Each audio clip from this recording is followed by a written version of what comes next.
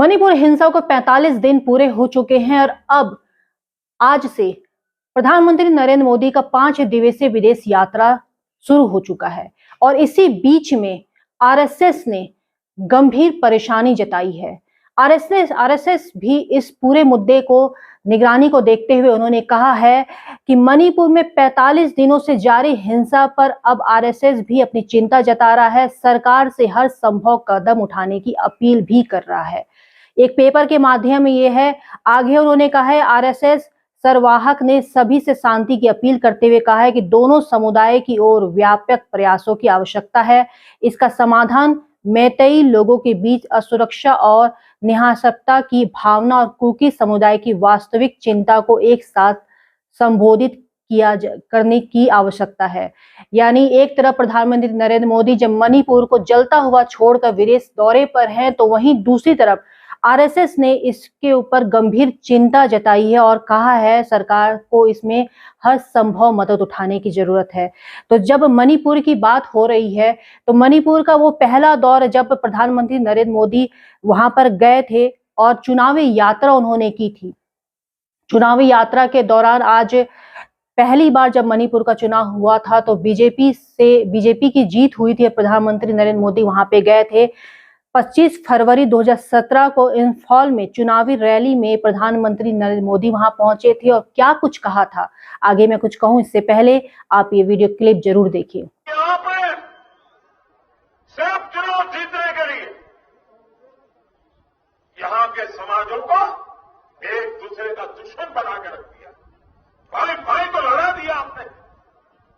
क्या राजनीति इतनी नीचे स्तर पर गई है जिसको समाज की परवाह नहीं हो, देश की परवाह नहीं हो, मणिपुर की परवाह ना हो, सिर्फ अपनी कुर्सी की परवाह हो? ऐसे लोगों को एक पल भी रहने का अधिकार नहीं। ये प्रधानमंत्री नरेंद्र मोदी जी ने कहा था जब वो 24 फरवरी 2017 को मणिपुर के इंफॉल में चुनावी यात्रा के दौरान गए थे। और आज जब मणिपुर हिंसा की आग में जल रहा है, पूरा देश मणिपुर की हिंसा को लेकर त्रस्त है, परेशान है, दुआएं कर रहा है कि मणिपुर की हिंसा किस तरीके से खत्म हो सकती है, तो आज जो प्रधानमंत्री पहले कहा करते थे कि दो भाइयों को लड़वा देकर कुर्सी की चाह में लड़वा देना कहां तक सही, आज वही प्रधानमंत्री अब विदेश दौरे पर हैं और जब वो यहाँ थे तब भी मणिपुर की हिंसा को लेकर उन्होंने एक शब्द भी नहीं कहा। जिस तरीके से बातें निकलकर सामने आ रही है कि मैत्री और कुर्की समुदाय दो आपस में जो लड़ रहे हैं, उस हिंसा का बीज कहीं ना कहीं सरकार के द्वारा भी दिया गया है और अब सरकार के राज्य मंत्री के घर में भी इस तरीके से हमले हुए हैं मैत्री मणिपुर हिंसा को लेकर। और मणिपुर हिंसा को लेकर एक मंत्री ने भी कहा है कि अगर हालात नहीं सुधरे तो इस गठबंधन को, इस सरकार को लेकर वो एक सवालिया निशान भी खड़े करते हैं। उन्होंने ट्वीट के माध्यम से ये भी चीजें कहा है। दूसरी तरफ जब आरएसएस की पूरी निगाह इस पर टिकी हुई है कि मणिपुर की हिंसा को लेकर संज्ञान लिया जाए, तो अब इसमें गंभीरता जरूर है क्योंकि कहते हैं कि बीजेपी और आरएसएस दोनों एक हैं। और आरएसएस ने एक पेपर के माध्यम से एक और चीज कही है कि आरएसएस ने पत्र लिखा है 2024 में सिर्फ मोदी मैजिक और हिंदुत्व से काम नहीं चलेगा। जिस तरीके से कर्नाटक का चुनाव निकला और हर चुनाव में मोदी मैजिक जिस तरीके से काम करता है, उस तरीके से आरएसएस ने एक और चिंता जताई है कि क्या 2024 में मोदी मैजिक काम करेगा। यानी कहीं ना कहीं आरएसएस ये सोच रहा है कि एक और चेहरा मोदी के जगह पर हो, जिसे वो चुनावी रणनीति में उतारा जाए। जिस तरह से आरएसएस लगातार ये चीज कहता है। और एक और पेपर के माध्यम से खबर है, जो टाइम है, उन्होंने क्या किया, दुनिया का सबसे बड़ा लोकतंत्र मोदी सरकार के 5 साल और झेल सकता है।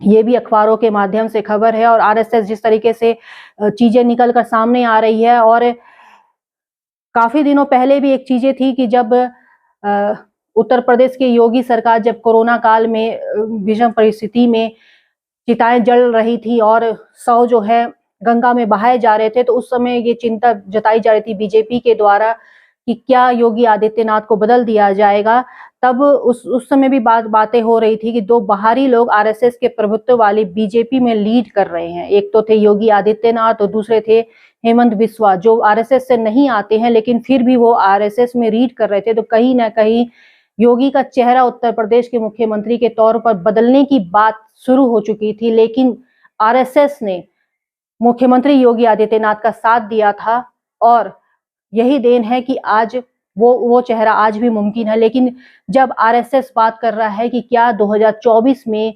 मोदी मैजिक काम करेगा, ये अपने आप में बड़ा सवाल है कि क्या 2024 से मोदी मैजिक काम नहीं करेगा, तो कौन सा चेहरा होगा वो जो 2024 में काम करेगा। जिस तरीके से आज मणिपुर का हिंसा आज 45 दिन होने के बाद भी खत्म होने का नाम नहीं ले रहा है, बल्कि बढ़ता जा रहा है। दो समुदाय के बीच में हिंसा इस कदर हावी हो गई है और ऐसे में प्रधानमंत्री मोदी का विदेश दौरा ये अपने आप में एक सवालिया निशान उत्पन्न करता है। और जब आरएसएस ने भी इसको लेकर बात शुरू की है तो ये बात बहुत दूर तलक जाएगी। एक्स्ट्रा न्यूज लाइव से दिलजीत कौर।